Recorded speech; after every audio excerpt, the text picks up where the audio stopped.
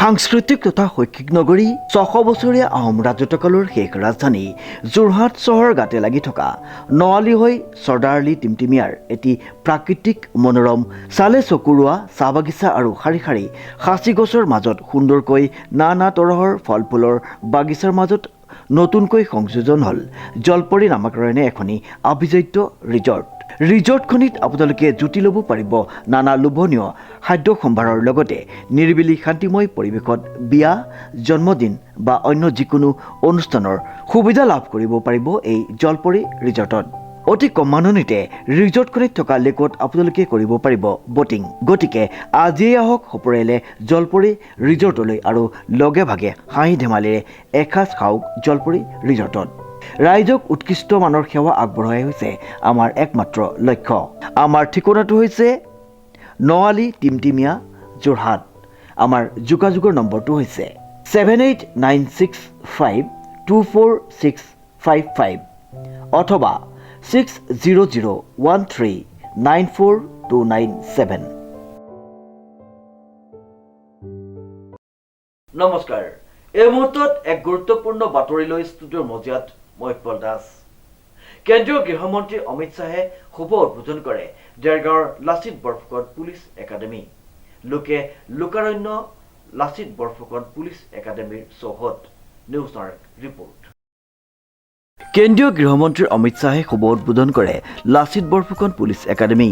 লোকে লোকাৰণ্য হৈ পৰে দেৰগাঁৱৰ লাচিত বৰফুকন পুলিচ একাডেমীৰ চৌহদ। দেৰগাঁৱত অনুষ্ঠিত হ'ল কেন্দ্ৰীয় গৃহমন্ত্ৰী অমিত শ্বাহৰ এখনি ৰাজহুৱা সভা। এই সভাৰ বাবে ভিন্ন প্ৰান্তৰ হাজাৰ হাজাৰ লোকৰ ভিৰ পৰিলক্ষিত হ'ল লাচিত বৰফুকন পুলিচ একাডেমীৰ চৌহদত। গৃহমন্ত্ৰীগৰাকীয়ে ফিতা কাটি শুভ উদ্বোধন কৰে লাচিত বৰফুকন পুলিচ একাডেমীৰ মূল প্ৰশাসনিক ভৱন। তাৰ পিছতে এখন বিশাল জনসভা সম্বোধন কৰে। উল্লেখযোগ্য যে ৩৭ নম্বৰ ৰাষ্ট্ৰীয় ঘাইপথৰ দাঁতিতে লাগি থকা দেৰগাঁৱৰ লাচিত বৰফুকন পুলিচ একাডেমী হৈছে অসম তথা সৰ্বভাৰতীয় পৰ্যায়ৰ আৰক্ষী প্ৰশিক্ষণৰ বৰ্তমানৰ এক উল্লেখযোগ্য আৰু চিৰপৰিচিত আৰক্ষীৰ এক সুন্দৰ প্ৰশিক্ষণ স্থান।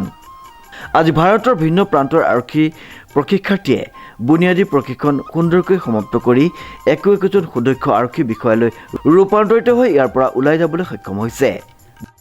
লাচিত বৰফুকন পুলিচ একাডেমী আজি এটা নতুন ৰূপ পালে আৰু গৃহমন্ত্ৰী জনাৰ পদক্ষেপে মই ভাবোঁ এটা পুলিচ প্ৰশাসনৰ ক্ষেত্ৰতে নহয়, অসমৰ মানচিত্ৰ, অসমক ভাৰতৰ মানচিত্ৰত এটা সুকীয়া স্থান দিলে। মুখ্যমন্ত্ৰী হিমন্ত বিশ্ব শৰ্মা ডাঙৰীয়াৰ প্ৰচেষ্টাত এটা স্মাৰ্ট পুলিচিঙৰ যিটো প্ৰধানমন্ত্ৰী ডাঙৰীয়াই কল্পনা কৰিছে তাক বাস্তৱত ৰূপ দিবৰ কাৰণে যি ব্যৱস্থা, সেই ব্যৱস্থাই আজি এক গতি পালে। আৰু মই ভাবোঁ পুলিচ যিহেতু আমাৰ সমাজত, আমি নাভাবোঁ যে পুলিচক বেলেগ ধৰণে আমি চাব লাগে। আমাৰ এই সন্তানসকলে ক'ৰবাত কনিষ্টবল বা IPS অফিচাৰলৈকে হৈছে, গতিকে তেওঁলোকৰ ট্ৰেইনিঙৰ এটা উচ্চ মানদণ্ডৰ ব্যৱস্থা হ'ব। আৰু আপোনালোকে দেখি ভাল পাব যে স্মাৰ্ট ক্লাছৰ পৰা আৰম্ভ কৰি সকলো ধৰণৰ ব্যৱস্থা আছে। গতিকে এই ক্ষেত্ৰত লাচিত বৰফুকন পুলিচ একাডেমীয়ে ভাৰতবৰ্ষৰ মানচিত্ৰত এটা সুকীয়া স্থান পাব। আৰু মই ভাবোঁ অদূৰ ভৱিষ্যতে বিদেশৰ পৰাও হয়তো ট্ৰেইনিং ল'বলৈ আহিব পৰা এটা ব্যৱস্থা তেখেতসকলে ৰাখিছে আৰু এটা ব্যৱস্থা হ'ব।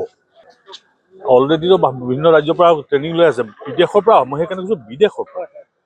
আৰু যেনেকৈ আমি বিভিন্ন ঠাইলৈ পঠাওঁ পুলিচ ট্ৰেইনত, তেওঁলোকে বিদেশৰ পৰা ইয়াত পুলিচ ট্ৰেইনিঙৰ ক্ষেত্ৰত অংশগ্ৰহণ কৰিবৰ কাৰণে মানুহ আহিব পাৰে। এই কথা আমি আশা কৰিছোঁ। গৃহমন্ত্ৰীজনে তেওঁলোকৰ কথা আজি মাত্ৰ উদ্ঘাটন হৈছে। ইয়াৰ পূৰ্বৰ বহুত দিনৰ পৰা প্ৰস্তুতি চলি আছে।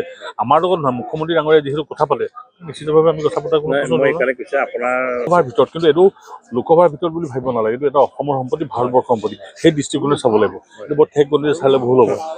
সমষ্টি এনেকুৱা নহয়, এইটো ভাৰতবৰ্ষৰ অন্যতম এটা কেন্দ্ৰ কৰিব বিচৰা হৈছে। গতিকে মই নিশ্চিতভাৱে সাংসদ হিচাপে মই সুখী, আৰু তাতকৈ আৰু ভাষা নাই। কাৰণ এই পুলিচ একাডেমীত আমি যি স্মাৰ্ট পুলিচিং দেখিম, ভৱিষ্যতত আপোনালোকে ভাল পাব তাত দেখিবলৈ। উগ্ৰপন্থীৰ সৈতে যুঁজাৰ পৰা আৰম্ভ কৰি বিভিন্ন আৰু এটা আচলতে নিমন্ত্ৰণ কৰিব দিয়া হৈছে। আচলতে নিমন্ত্ৰণী দিয়া নাই, মানে জনোৱা হৈছে। নিমন্ত্ৰণী পত্ৰ খুব কমহে ছপাইছে। এই ক্ষেত্ৰত হয়তো থাকি গৈছে, কিন্তু যিসকল বিশিষ্ট ব্যক্তি আছে, সমাজ সংগঠন, সকলোকে আমি আহ্বান জনাইছোঁ। যিসকল মানুহ চাব তেওঁলোকে কোনো ধৰণৰ কাৰ্ডৰ ব্যৱস্থাও নাই, কোনো ধৰণৰ আমি ব্যৱস্থা কৰা নাই। মই যদি কিবা ভুলত থাকি গৈছে, মই ক্ষমা বিচাৰিছোঁ। আৰু ভৱিষ্যত দিনত তেনেকুৱা নহ'ব। অসম চৰকাৰে 2011 চনত এই একাডেমী স্থাপন কৰাৰ সিদ্ধান্ত গ্ৰহণ কৰিছিল আৰু সেই মৰ্মে 2015 চনৰ 20 ফেব্ৰুৱাৰীত আনুষ্ঠানিকভাৱে একাডেমীখনৰ ভিত্তি প্ৰস্তুত স্থাপন কৰা হৈছিল। সেইদৰে 2015 চনৰ 1 জুলাইত দেৰগাঁৱত আনুষ্ঠানিকভাৱে লাচিত বৰফুকন পুলিচ একাডেমী উদ্বোধন কৰা হয়।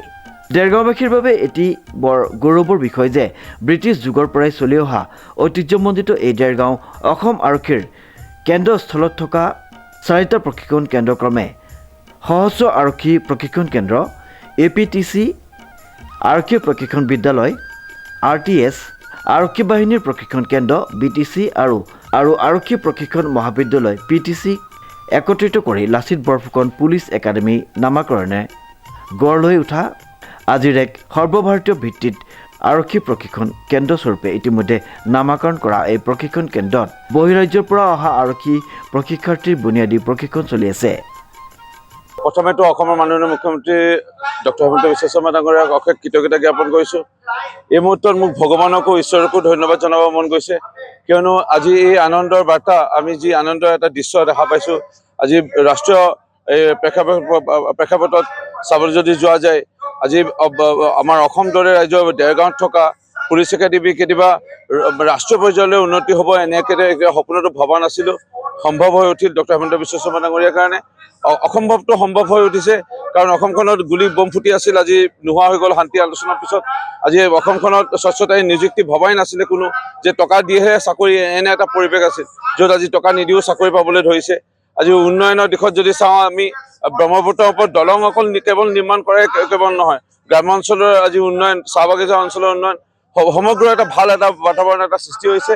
মই আনন্দিত মাননীয় কেন্দ্ৰীয় গৃহমন্ত্ৰী ডাঙৰীয়াক আজি আমাৰ গোলাঘাট তথা দেৰগাঁও এই যোৰহাট অঞ্চললৈ আমি অসমলৈ স্বাগতম জনাইছোঁ।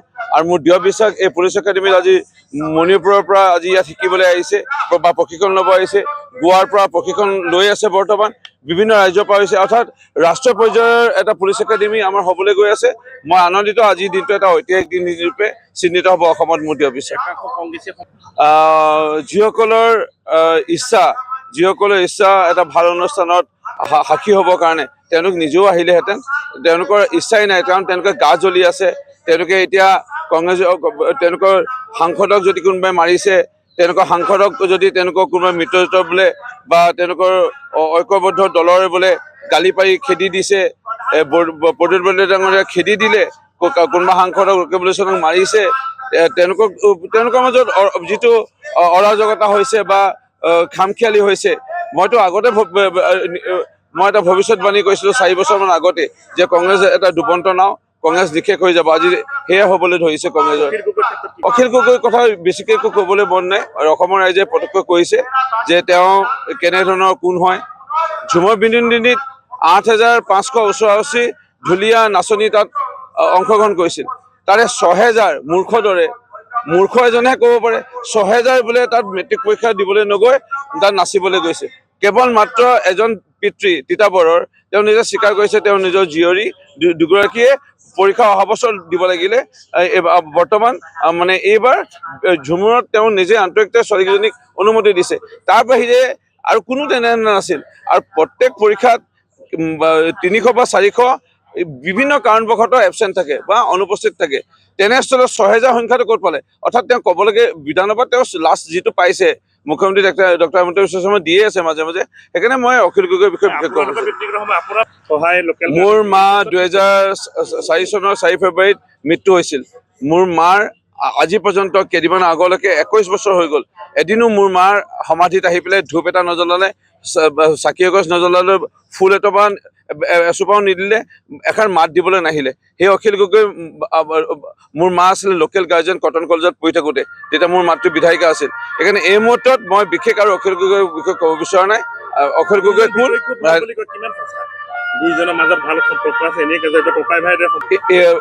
ৰাজনীতি এটা বেলেগ সুকীয়া বিষয় আৰু নিজৰ দায়িত্ব এটা বেলেগ এটা বিষয়। তেওঁৰ দায়িত্ব আছিল, মই জনাত মোৰ মাতৃ লোকেল গাৰ্জেন মানে অভিভাৱক ৰূপে মৃত্যু হওঁতে এবাৰ খবৰ ল'বলৈ, এদিনো নাহিল, আজি পৰ্যন্ত 21 বছৰ নাহিল। এই একাডেমী অসম তথা সৰ্বভাৰতীয় আৰক্ষী প্ৰশিক্ষণৰ এক উচ্চ পৰ্যায়ৰ প্ৰশিক্ষণ কেন্দ্ৰস্থলী হিচাপে পৰিগণিত হৈছে। ইতিমধ্যে মণিপুৰ ৰাজ্যৰ 1,946 গৰাকী প্ৰশিক্ষাৰ্থীয়ে আৰক্ষীৰ বুনিয়াদী প্ৰশিক্ষণ সমাপ্ত কৰি এক সুন্দৰ গৌৰৱান্বিতৰে পূৰ্ণাংগ আৰক্ষীৰ দলৰ স্বীকৃতিৰে প্ৰশিক্ষণ সমাপ্ত কৰি ওলাই যাবলৈ সক্ষম হৈছে। বৰ্তমান গোৱা ৰাজ্যৰ নৱনিযুক্ত পুৰুষ মহিলাকে ধৰি মুঠতে 700গৰাকী প্ৰশিক্ষাৰ্থীয়ে ইয়াত আৰক্ষীৰ বুনিয়াদী প্ৰশিক্ষণ লৈ আছে। ইতিমধ্যে জানিব পৰা গৈছে যে আগন্তুক দিনত বিহাৰ ৰাজ্যৰ প্ৰশিক্ষাৰ্থীয়েও প্ৰশিক্ষণৰ বাবে আহিবলৈ সাজু হৈছে। এই লাচিত বৰফুকন পুলিচ একাডেমীৰ মুখ্য উদ্দেশ্য হৈছে নতুন নিয়োগপ্ৰাপ্ত আৰক্ষী বিষয়াসকলক আধুনিকতা পূৰ্ণৰে আইন শৃংখলা ৰক্ষা কৰা, অপৰাধ নিয়ন্ত্ৰণ কৰা, জনসেৱা আৰু নেতৃত্ব প্ৰদানৰ ক্ষেত্ৰত পৰিপক্ক আৰু দক্ষ হিচাপে তথা খেলা ধূলাৰ মাজেৰে সুস্বাস্থ্যৰে একোজনকৈ পূৰ্ণাংগ আৰক্ষী বিষয়া হিচাপে গঢ়ি তোলা।